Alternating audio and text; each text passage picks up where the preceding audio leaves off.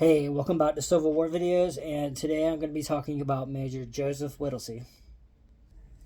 And this is a signed CDV image of Joseph Whittlesey I got from Shiloh Relics, and I'll get back into that in just a moment here. Let me talk about him for a minute. Joseph Whittlesey was a soldier born in New York in 1821, and he graduated from U.S. Military Academy 1844, West Point, and was assigned to the 2nd U.S. Dragoons. So he made first lieutenant around February 1847 for gallantry and meritoriously conduct in the Battle of Buena Vista.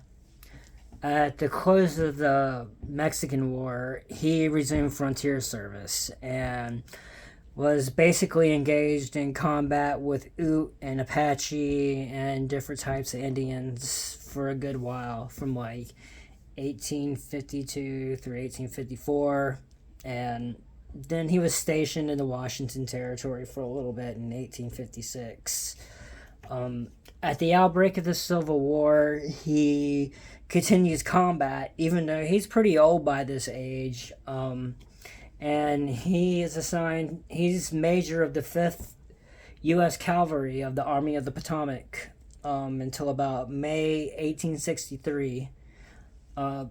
Then he just was so old by then, he went back to training people and organizing volunteer cavalry services because he was a dragoon, and that's what dragoons do. And so I got a couple other things here. Well, first, this is the signed CVD image, and I got this from Shiloh Relics. And if you're going to buy a nice piece of history like this, and I recommend going to a dealer like that. This is an absolutely beautiful case, and it has a nice red velvet back here, felt back here. It is, the hinges are busted, but, it has a beautiful covering of it too. It looks really nice in my Union Army case. I also brought a couple of other things out here we're going to talk about. So, right here, this is a Dragoon's button. And that's a Dragoon's cuff button. If you can see the D there.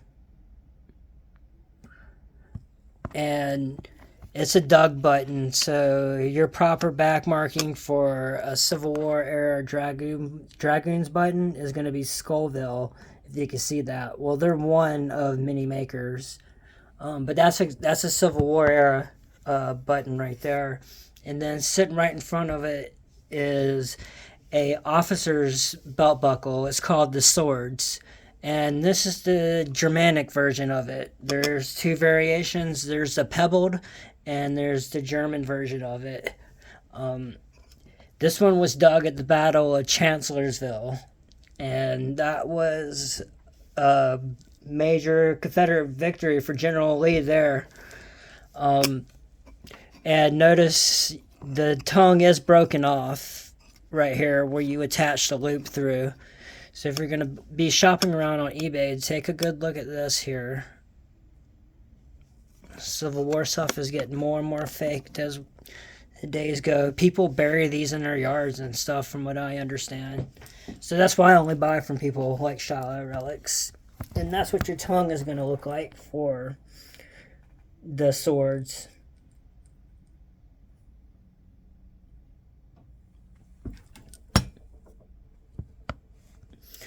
And then this here is a Civil War era First Lieutenant's patch. And you can tell it's Civil War era and First Lieutenants for two reasons. And that's the gold going across here, and then the two bars. And then the way the stitching is. It's got some beautiful, they made some beautiful patches. I have several of them. Even the back is well stitched, and this thing really held up throughout the years, I would have to say, for as being as old as it is. But this was the story of Major Joseph Whittlesey. He was a hard-fighting man for a really long time, and was highly beloved by lots of people from my understanding. So salute to Union Officer Joseph Whittlesey.